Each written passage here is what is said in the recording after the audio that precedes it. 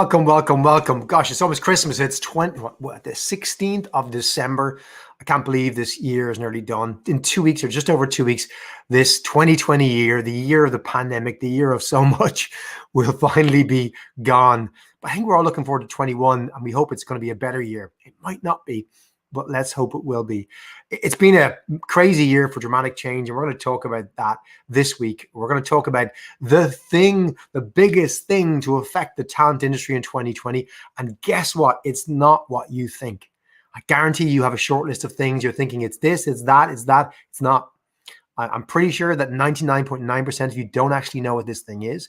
And once you find out, you're going to be like, whoa, that's going to be big for me, my organization, my team, my CEO, her executives. This is going to be something we're going to be talking about for many, many years. And I'm delighted that we're going to have such a brilliant and fantastic guest on this week to talk us through it. But I'm going to pull you back. This is the shortlist. If you're a first-time listener or viewer to the show, welcome. You can find out more about our show at socialtalent.com/the shortlist, which will give you a list of prior episodes, links to watch video broadcasts, or links to the podcast of where you can subscribe to that, but also upcoming shows we have next year and beyond. So check that out at socialtalent.com/the shortlist. If you're watching live, welcome on YouTube or LinkedIn. We're going to ask you for your questions and comments as we go along. I'll remind you again later. We love to bring those contributions in. So just jump into the chat on YouTube or LinkedIn, and myself and our guests will gladly take those questions or read out your comments. If you're listening to on our podcast, and if it's your first time, welcome again. Subscribe, please. Give us a 5-star rating. Don't give us a 1-star. Just delete it and move on. If you don't like it, that's okay too. But we're available on Apple, Spotify, and all podcast mediums, as you'd imagine. But that brings us back to the year. It's nearly the end of the year. I think we're coming to our last show of the year. Yes, this is the last show of the year. We'll be back again in 2021. We've got a packed schedule for January. I'm really excited about kicking off with the kind of first Wednesday of the month. But 2020 has been nothing if not a year of dramatic change. And for many of us, our ways of working were turned upside down. I know mine was with the onset of COVID-19. Nobody knew what would happen, how long it would last. Then we got to the summer, and the Black Lives Matter movement helped turn the spotlight on the inequality in both our communities and workplaces. And then at the end of the year, right now, where I am sitting here in the small island of Ireland, the big thing is Brexit. It's swung back into focus, threatening to throw borders into disarray, confusion in Europe and the UK, and nobody knows how it's going to end up. But like I said, what I told you, the most impactful event of 2020 is none of these. For those of us working in talent, something else big happened this year, and I missed it too. I didn't see it come through, missed the headlines because there's been so much else out there. But I think it's going to send shockwaves of consequences into companies for many, many years. And today's guest is someone who brought it to our attention. He's been a regular contributor on the chat to the show, someone who's influenced me for many, many years. I dare call him the godfather of recruiting. This is the first person who ever presented on internet recruitment at a SHRM conference back in the 90s. He knows more than all of you combined. Trust me, he just does. Don't even argue with it. And he's a great friend to the show, great friend to the business. And he's somebody you should know and you should read. You probably know more about him already through perhaps some of his projects like the Candidate Experience Awards. Perhaps you've been a member of Career Crossroads during your career, or some of your colleagues have. But Gerry Crispin is somebody who brings such insight into our industry, such kind of stories, but also such focus around what the future might hold. And he's joining us today to tell us a little bit more about this locomotive that is hurtling down the track and into our lives in 2021. Gerry, welcome to the show. It's a pleasure to have you. Are you joining us from New Jersey today, or where are you? I am. I'm 35 miles south of New York City in New Jersey, and today is Wednesday.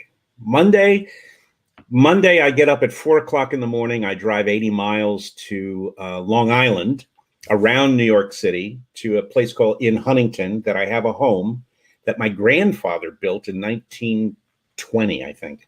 And my daughter now is buying from me. Behind the home, I have an Airstream, which is one of those big silver, trailer kind of things. Yeah. And it's got a full hookup. I get a little extra sleep, but then I set up my office and I pretend mentally that I'm on the road. Wow. And it's great. I can air hug my grandkids when they're playing in the backyard. And several of my cousins also have homes on the same block. So we're in a little bit of a bubble, and I spend my day there. So one of these days I'm going to take that trailer and I'm going to do kind of a national tour of meetups. But other than that, we're good. I can imagine you, a bit like our friend Deb from HR.com when she was hurtling around North America with this huge big bus arriving outside conferences and doing wonderful things. Bringing the party, Gerry. I know you've told me many times about your family barbecues, the get-togethers you have out in New Jersey when you bring the whole extended family together. It's a big ass family. How has 2020 been for you? I know you got a good situation going on. How has it been personally? And what do you feel about the year? Like, you read all the different predictions and summaries. What do you feel? It's a half full glass always. And I always look at it that way. So it's a year I would not have missed, because for everyone who's experienced 2020 consciously, 20 years from now, you will remember elements from 2020 before you remember elements from that 2019 or 2021. The reality is, it's been an extraordinary year. People should feel like I would not have wanted to miss this, but it had pain points. It had interesting points. I am blown away by the fact that in our industry, in our profession, more and more TA leaders stepped up, made tough decisions with a whole level of uncertainty, unlike anything else in their careers or anyone's really, and then live with the consequences of the decisions that they made. And very often, I just had a conference panel yesterday, for example, for internships, and the tough issue of moving to virtual internships, literally moving on the dime in March, April, May, June kind of thing. Was tough for so many folks to honor those, but they did in many, many instances. And the outcome of that was, because of the attention they had, the innovation that they had around it, turned out that the engagement scores went up significantly. Conversion rates increased as a result of it. And so the outcomes were powerful and positive. And the learning from that is going to probably inform many of our colleagues and peers in the field for years to come, in terms of how that innovation bears real fruit. So I think it's been a great year, in the sense that it's not one that we felt good all during the course of the year. But 2021, by contrast, be a dream year for sure. I like the optimism, Gerry. Me and you could unfortunately chat for. I'll tell you, there's no choice. One of the things, Johnny, that's really important to me is people talk about predicting the future, and the only future I would ever predict is the world that I want to live in. Yeah. What choice do you have? Why would you want to go for all of the negative issues? I want to spend my time moving the world in the direction that I would enjoy living in it. I like that sentiment, Gerry. I'm going to take that into the news, as I want to get your thoughts on, because it is this time of year where you get predictions and you get summaries. I want to jump into the first of our news articles. You got it. Your thoughts.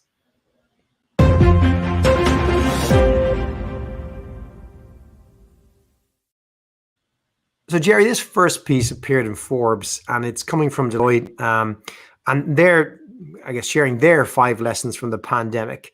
I think it's a positive note to kind of light a path forward to the future of work. What are your thoughts on these particular 5 lessons, Gerry? Would they be the 5 you choose, or which ones would you have chosen, or which ones would you have replaced them with? I don't know.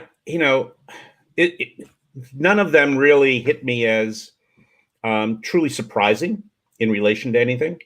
We are going to have a whole host of pivoting going on relative to, where we work and working from anywhere, but all of them have unintended consequences. So I enjoyed Deloitte's view of these kinds of things. I enjoyed any number. I don't know. Are there issues that you thought were particularly outstanding from this? Like there's a bit like I'll read them out, right? Just for our listeners and viewers. Human potential is our greatest untapped asset. Yeah, we knew that. True top of the house leadership looks like nothing we've seen before. I'll come back to that. Leadership and culture are about connection and empowerment. Who knew? Work is the most underutilized source of value, and ecosystems are essential to extend organizational capabilities. I know. I think It's statements of the obvious. they are. I think actually the only interesting probably line in this is maybe around how, again, I think we all know this. It's about that we are at the point where we're accelerating these things. These are not new themes; they're an acceleration of things, right?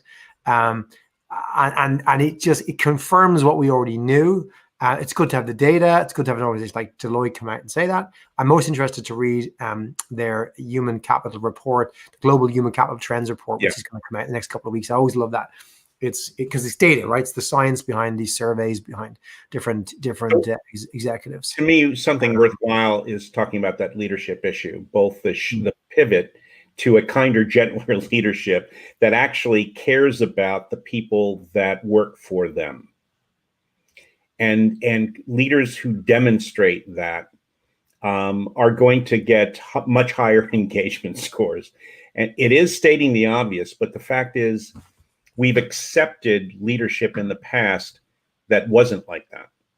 Yeah. And I think fundamentally more and more employees and leaders within companies need to step up to ensure that we are paying attention to the whole person who's come to work for us. And then it's not just their ability and skill, et cetera, but their motivation and what is driving them that, in their life that we can also help with and attend to and support. And I'm convinced that is becoming more and more important, not just to to us, the individuals who are employees, but we're now sharing that more openly to our leaders, that we need that attention. Yeah, I think to me, if I was to summarize 2020, I think it is the year of the leader. That the good leaders and the bad leaders, I think you could get by in 2019 by being a mediocre leader because the momentum of the economy and your business just kind of kept going. Your colleagues, your team helped you get by all that stuff, and you went unnoticed. And similarly, there probably weren't massive challenges as a great leader that probably presents the opportunity for you to shine. I read an email. I was a blog article from Ben Horowitz, from Andreessen Horowitz, the VC firm, and he wrote this back in I think 2007. And he talked about, it was early in the pandemic. He talked about the two types of leaders, and he talked about wartime leaders and peacetime leaders. Mm-hmm. And he said he gave a comparison of Google and the different leaders they've had over the years, with Schmidt and others coming in and out, and saying that depending on your environment, you need different types of leaders. And a wartime leader is kind of no good in peacetime, and a peacetime leader is no good in wartime. There's different animals, and they do different things. And I think this has been the year of the wartime leader. It's been, you've got to just kind of make decisions, move with confidence. Obviously, make good decisions, try and get data, bring your team with you, really try and get the business with you, demonstrate that you can lead, and be brave in those decisions. I don't know if that's going to be the leader you will need in 2022, but I think it's been the year of those leaders, the year of wartime leaders. Yeah, sure. There's one exception, or something that's a little counterintuitive to that. This is the first time when in the heat of things in March, those quote wartime leaders who were stepping up quickly and making decisions, and I think that's that wartime, I make a decision, hard or not. But this was the first time that I heard furlough being said that I had never heard in previous recessions or downturns, if you will, where the leader didn't just make the tough decision, but also said that we would spend time, energy, and effort investing in helping those people that we have to take this choice of furloughing them to. And that meant, including benefits at a cost to the company. That meant going out and trying to see if we could find partners who are hiring, who would help hire them, and on and on. And so I think more leaders entered this wartime issue with a recognition that there's painful issues that people are going to have to face into, and we should invest some of our capital, if you will, in helping them. And I think that's powerful. You've seen team leaders throughout the year start meetings not talking about what are the goals for today that we have to do, but how are you? What is your mental, physical well-being, before we get started talking about what we can do to accomplish productivity and efficiency today. And I think that's been a shift that I hope continues in not only 2021, but in beyond. And that to me is servant leadership, as I would define it and as I read it. And I think that contributes to building more community among the employees. Poor Carol has made a great comment, I think, that supports probably more your point, Gerry, that wartime leaders are authoritarians. It is actually the year of the chameleon. Being a chameleon is the greatest skill a leader can develop. Yeah, we've had to be many different things this year. I think that's a good point, Poor. It's not just about one type of style. I was narrowing my focus, and you're right there. It's about, yes, making maybe those quick decisions when necessary, but making the human decisions. Gerry, on that point, and I'm not to be a cynic, right? How much of that was driven because you have to be like that these days for your business to survive? How much of it was genuine compassion, leaders going, I want to do what's right? How much was it kind of thinking about, if I don't do what's right, we won't survive, this talent will leave us, they won't come work for us in the future, our brand will suffer? What do you think is or I won't get paid and I'll get fired? And because I do think that I don't know the answer to it, first of all.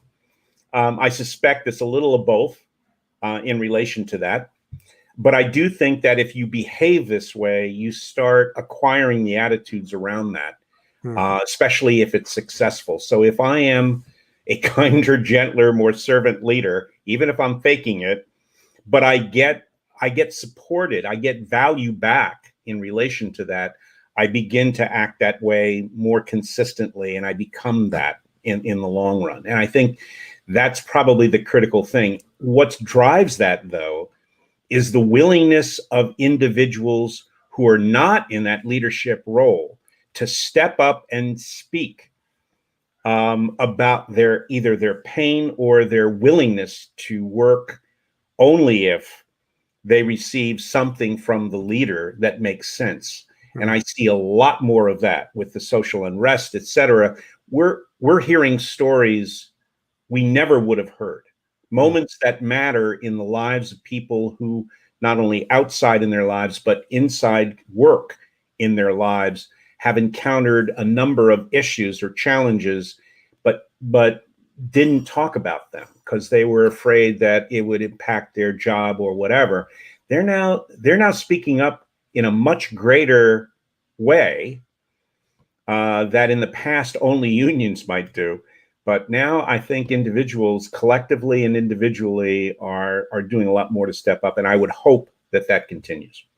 It reminds me, I watched an episode of The Crown last night, the new series, and it was the episode about apartheid.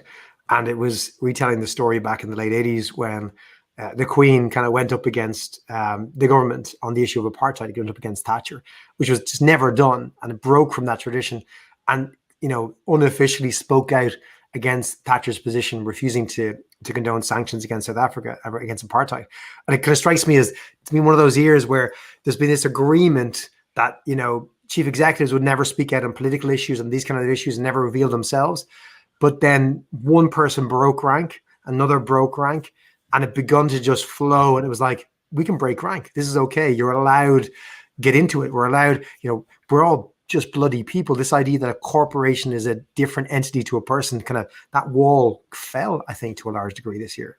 Oh, don't even get me started on historical things, because I will tell you, I worked for Johnson & Johnson during when apartheid was in force in South Africa. Obviously, I was in the United States, but J&J had a big operation in South Africa, and J&J also had an extraordinarily important credo mission statement about its values.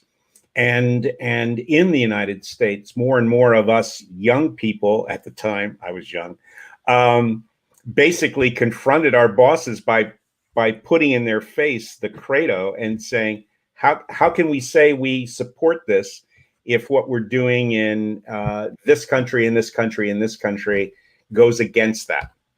And fundamentally, it is that kind of disconnect when people start to raise their voice around it that I think makes for change. Well, speaking of change, I want to bring it to our main story, the main topic that we wanted to try and cover, and the issue you raised with us. And this is, I think, what many of us listening today, whether you're live or listening to the podcast, may not realize. And it starts with this. And this is that the NASDAQ plans to require listed companies to follow board diversity requirements. Tell us about this, Gerry. Where did this come from? What does it mean? So first of all, there's a boring start to this, right? But I want to tell you a little bit of the backstory because I think that's when it gets exciting and interesting. So the actual announcement was August 26th, a very quiet announcement. The Securities and Exchange Commission of the United States, and I'll go back to this later as to what they are, because I think some of your listeners, Securities and Exchange Commission of the United States, doesn't bother me. But they announced that they wanted to modernize disclosure regulations, which have a force of law. I mean, you could sue people and put them in jail over the disclosures if they are incorrect or books are cooked or what have you. But basically, they said that they wanted companies to add human capital resources as a separate disclosure item to all of their quarterly filings in the United States, is for every single public company, and in annual report. So any human capital measure or objectives that they thought were material to how they manage their business had to be disclosed, and how they measured them had to be disclosed. So that started it. But it really didn't start it. There's a backstory. So I want you to imagine for a moment that you're the CEO of a corporation. And I'm going to tell you, as the CEO, that this really started in 2019, when a group of 26 institutional investors, so like Fidelity, people who have all of these assets, their total assets were, of these 26 folks, is about $3 trillion. They met with and petitioned the Securities and Exchange Commission to require public companies to disclose information about their human capital management. So, for example, if you believe that engagement scores increase your ability to get people to perform in your organization, and you operate to kind of measure and monitor that on an ongoing basis, you are now going to be required to disclose that you do that and what the measures are to an investment community that has $3 trillion to figure out where we want to spend this on your stock. If you're the CEO, you're going to suddenly wake up and go, wait a second, we were just playing with that. That was like putting my finger up in the air. I don't know if I want to disclose that my engagement scores have gone down this quarter because I stopped investing in a couple programs to save some money, or I laid off people, or my retention scores went up, or something along those lines. So people are going to start to pay attention to that a little bit. And a couple other things that you should know, or your listeners should know, is that the SEC was founded essentially in 1934 in part to reduce investment fraud. And for many, many years, the only thing the SEC required were about 12 different financial things, EBITDA, et cetera, that you had to share every quarter legally. As a public company, and what you put into your annual report had to be truthful. So that has been around for 40, 50, 60, 70 years, pretty much the same. But over the course of those 70 years, those financial pieces no longer really help you understand the assets, the real assets of a company, because the assets of most public companies have shifted from tangible assets to untangible assets like human capital. Our people are our best asset, we say. But now in your annual report, you can't say that without saying how you know that and what the measure of that is. So a lot of the claims are going to go away and become much more specific in a way that's consumable by investors. And investors are going to impact the salary and bonus of the CEOs of those public companies in a big way. And so therein, I think, lies the incentive and the opportunity, because now what we're seeing is really a couple things. There is every single public company is going to have to go, okay, so what are we going to report on? And the SEC didn't say what you should report on. They gave examples. So as an example, let's say you're a mining operation and you have increasing numbers of accidents.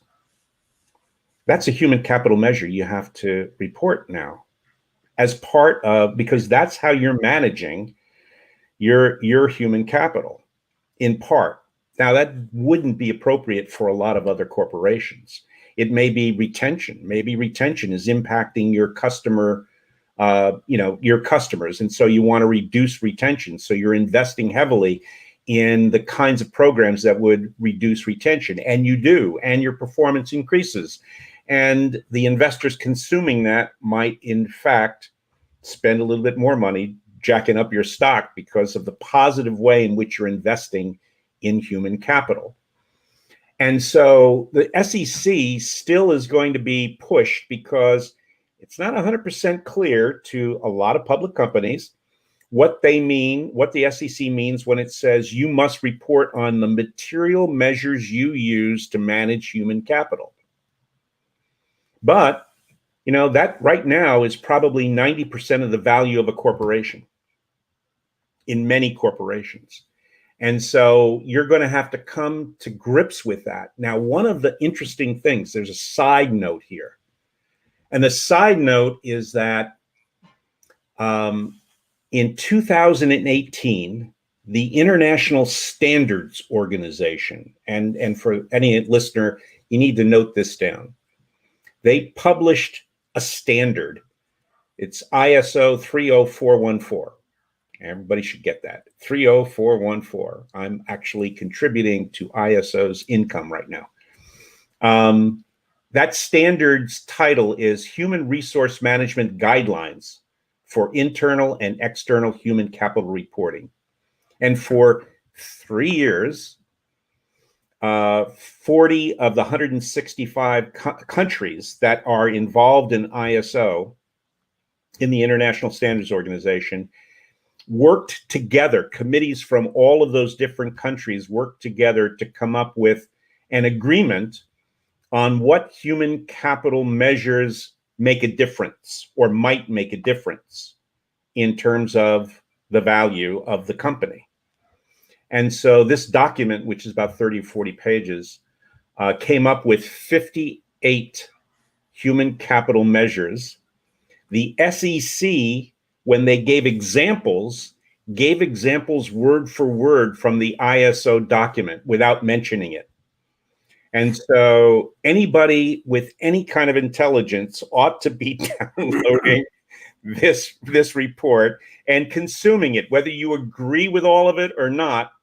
This is a starting point for conversation, because academics, consultants, and corporations from 40 different countries agreed that these 58 should be considered among the things that might have an impact. And obviously not all of them. There are, I think, 11 to 15 that relate to recruitment, mobility, and turnover. And the SEC specifically said, we definitely want you to focus in on hiring, development, and turnover. Can I ask you, Gerry? And so this to me is an opportunity. How could you not, as the TA leader or the CHRO, start thinking along the lines of which measures should we be reporting on? Because I want to influence up for sure.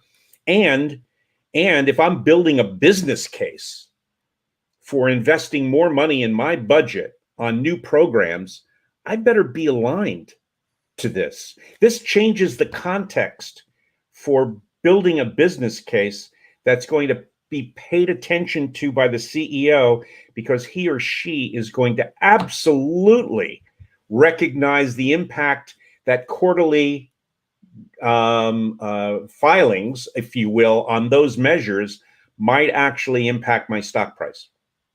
I'm going to ask you, Gerry, on the specific example from the article, which is the NASDAQ proposal, where they've issued specifically around board diversity, a requirement, well, it's a proposed requirement that will take up to 270 days to go into action next year, where they require companies listed on the NASDAQ within 2 years to report, and they give an exact template on what they want from these individuals, from the ISO standards.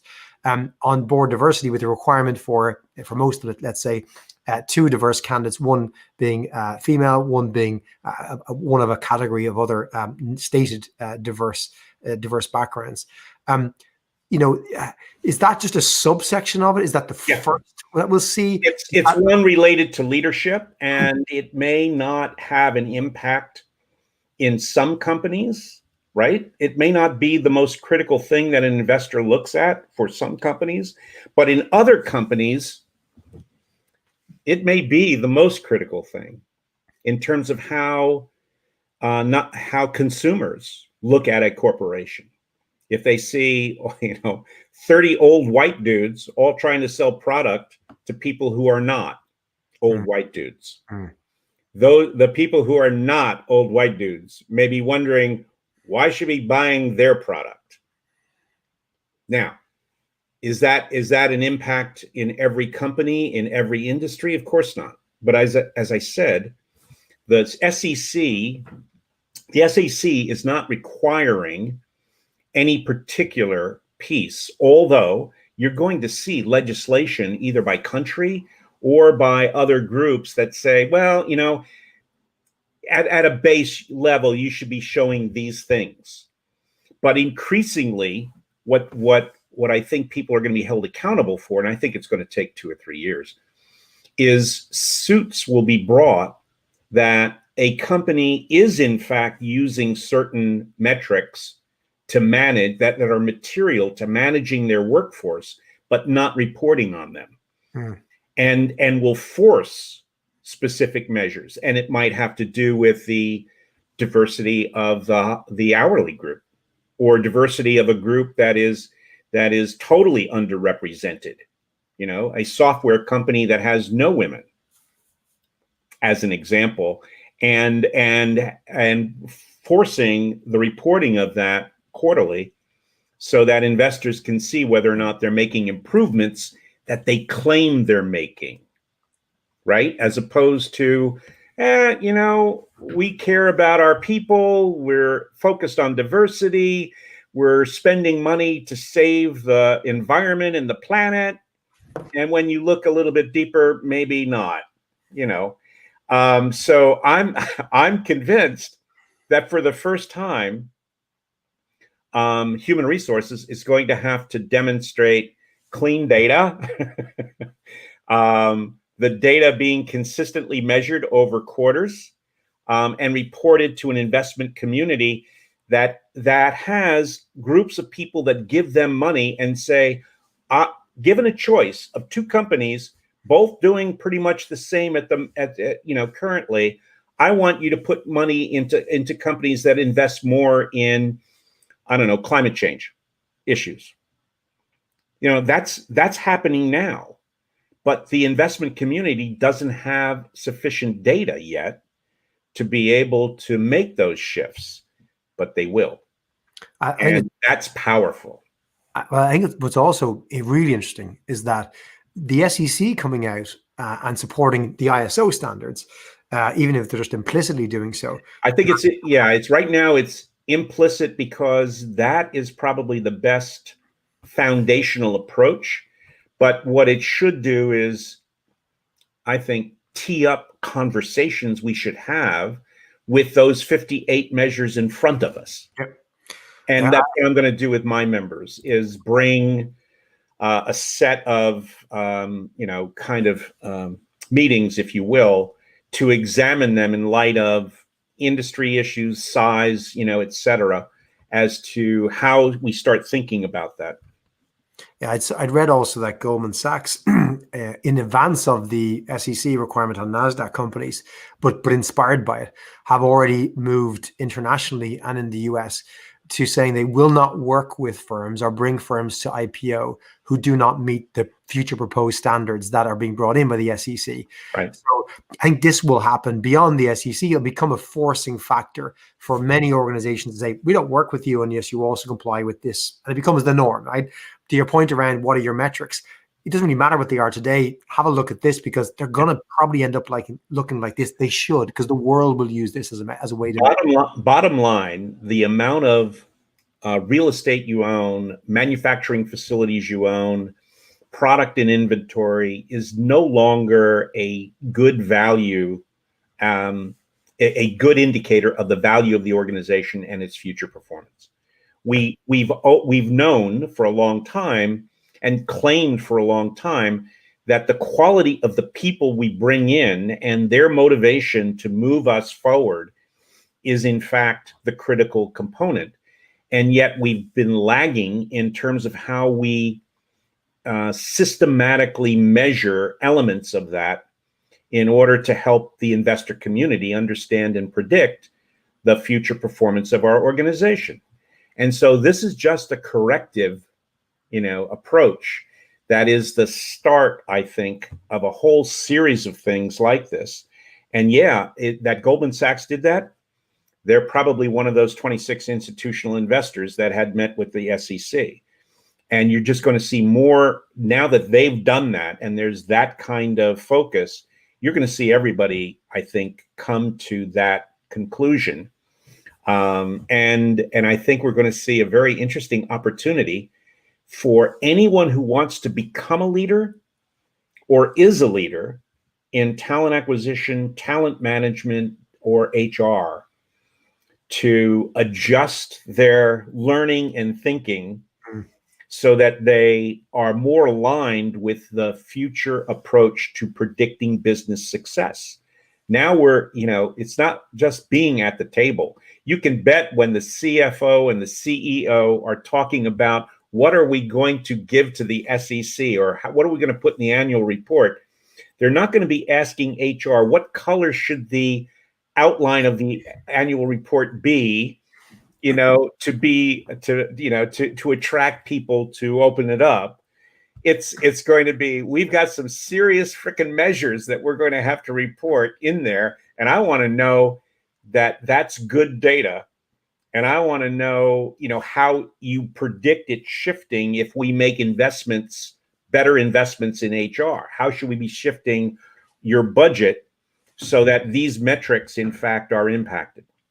I think it's so you made a point earlier on. It's so important, which is that if you're a TA leader, a talent leader, this is actually great news for you because it does give you the ability to have a conversation with the executive level folks in the business in a language they'll get, which is, hey, the SEC requires a report on this number. It's currently this, and I need budget and help to get it to this other number that we know we want to get to. Or else we've fallen on that measurement. I've gone back and done 3 years of historicals. We're falling. We're going to report this. Can I get help to develop this? You're talking their language as opposed to going, hey, I'd like to make employees happier. They're kind of going, go away, talk business to us. This is talking business in a common language that the SEC is forcing around the globe. And you mentioned you come back to that, Gerry, and ask if you don't mind coming back to that. And should people outside North America care about this? And if so, why? Yeah, I think if you are not a public company, you're going to care about it because whatever those public companies are doing, your bosses are going to eventually be really impacted by that.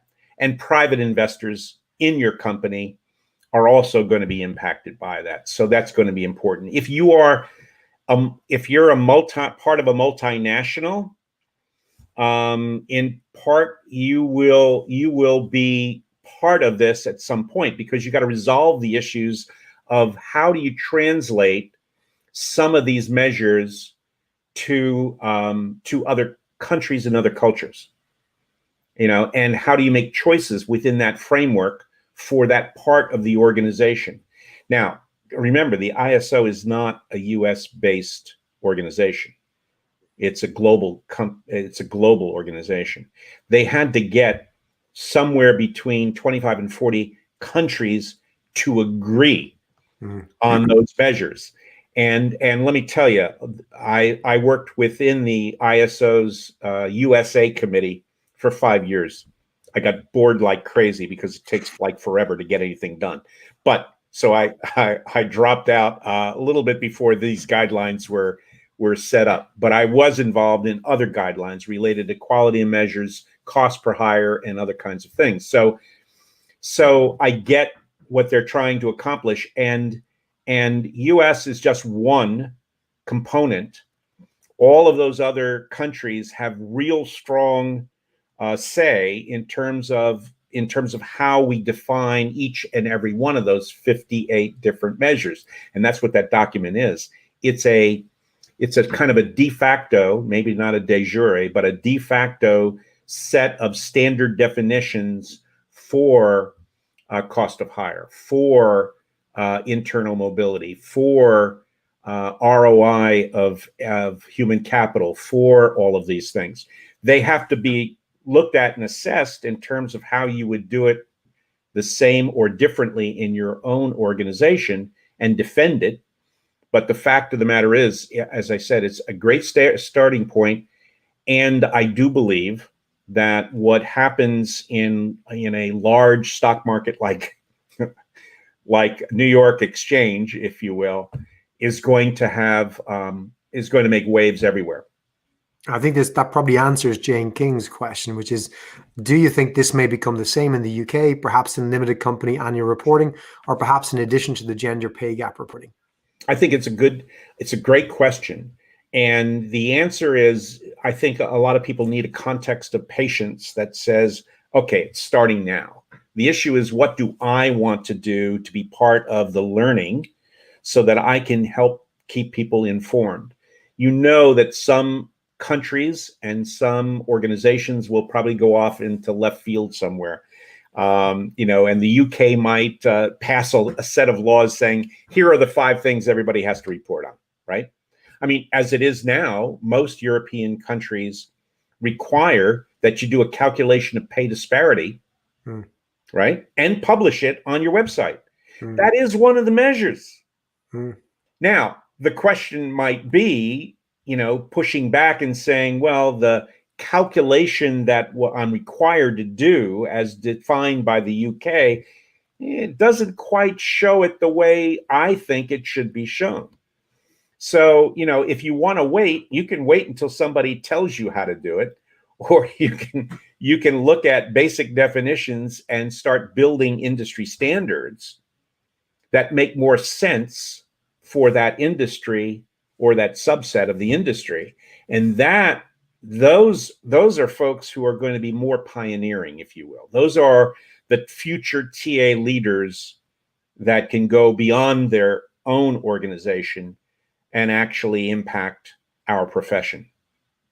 Yeah, I think you're a man who's always believed in standards. You've been a critical force behind ATAP, the Association of Talent Acquisition Professionals, trying to standardize quality standards in talent acquisition.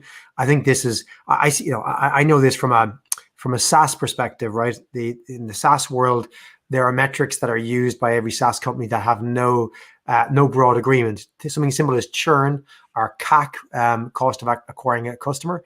They're broadly different. They sound the same, but they're actually different because no one's ever standardized them. There are things like time to hire, your engagement rate. We talk about them. We all think they're the same thing, but there's so much variance.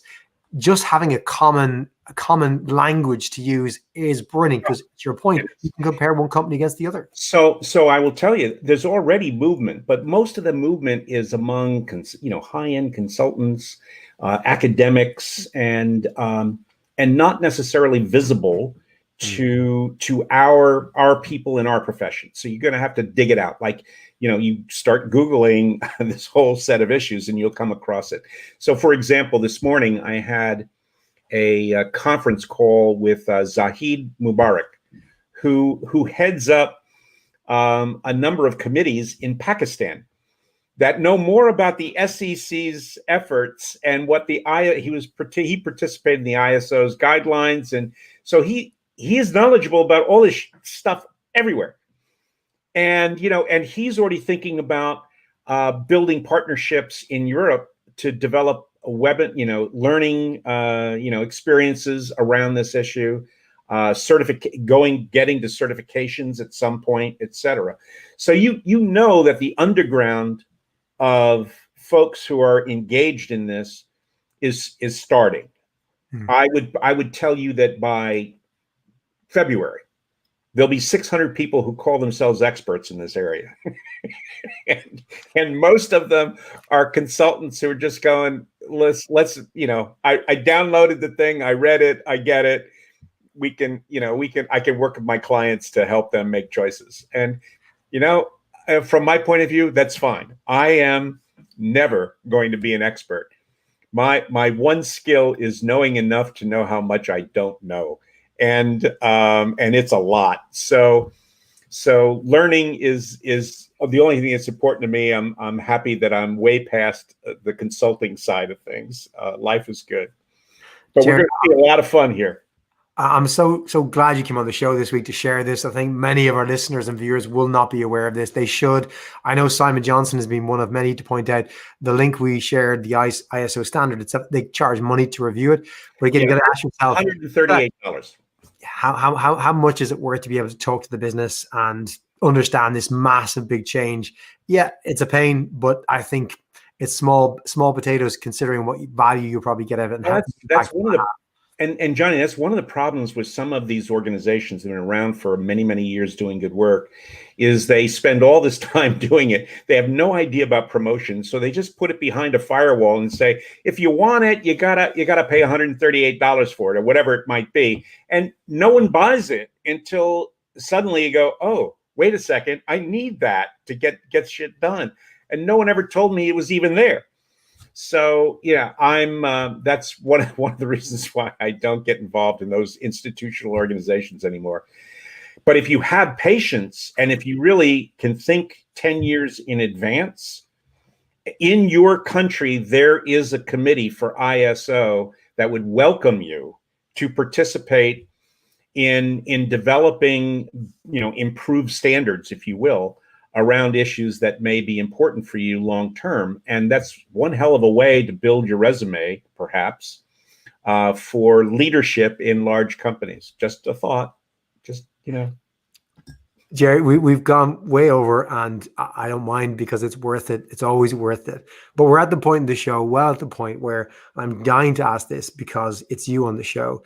We always ask each guest to give us their piece of advice to add to our short list of either advice that they have been given in the past by somebody else, or that they want to give to our audience. I'm really excited to hear what you have to share, because you probably could pick 100 pieces. But for today, what's on your mind? What's the piece of advice on your mind today, Gerry, that you want to share with our audience that they can take away on our short list today?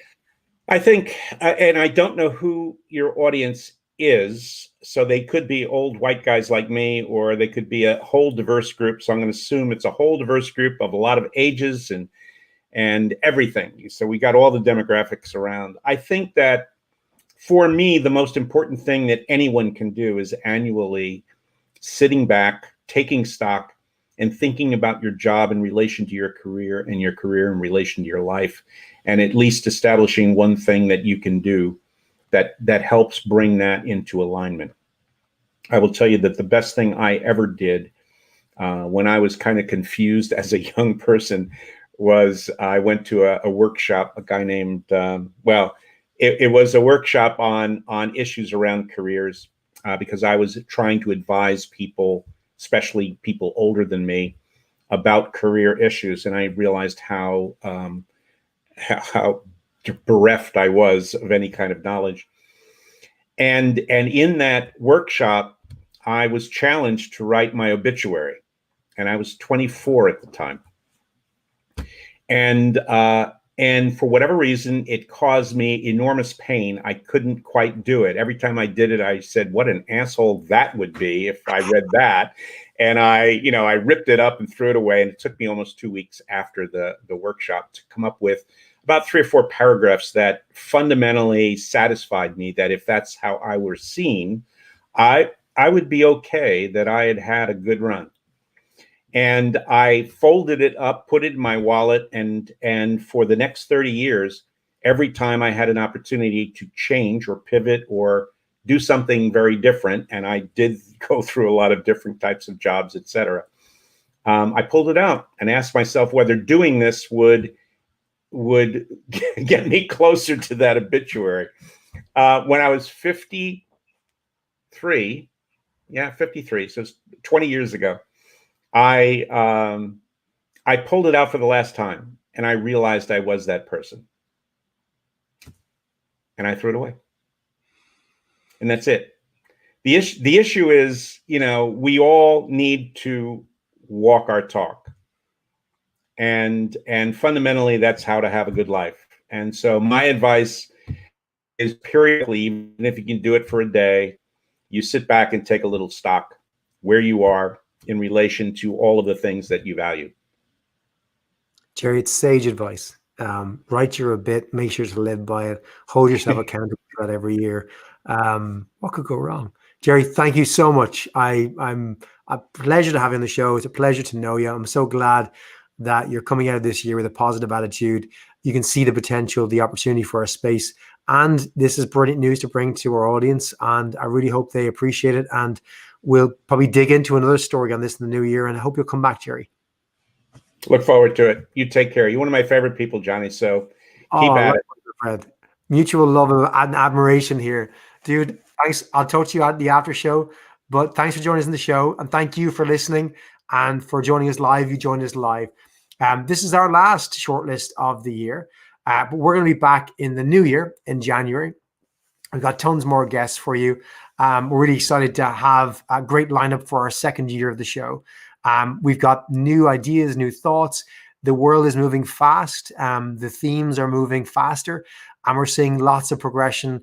And we're seeing kind of the expansion of some of the ideas we touched on in 2020 into real concrete examples and case studies into 21. And we're really going to be excited to share those with you, with our guests, as they come on the show back in the first week of January. Until then, I hope everyone has a great holiday season. In Ireland, as you say, have a great Christmas and New Year. Thanks for sticking with us during this show. Thanks for your contribution. Thanks for listening. Thanks for subscribing. Thanks for sharing with others if you have. If you want to know more about the shortlist, of course, go to sultan.com/the shortlist. But we'll be back in 21 with an exciting lineup of hopefully 50 great shows. And if you'd love to be part of that, do join us live or check out our podcast. But we'll see you then. Hope you've got through this great year, this long year of 2020. 2021 offers so much more hope and hopefully the beginning of the future of work for all of us. Thank you. Have a great holiday.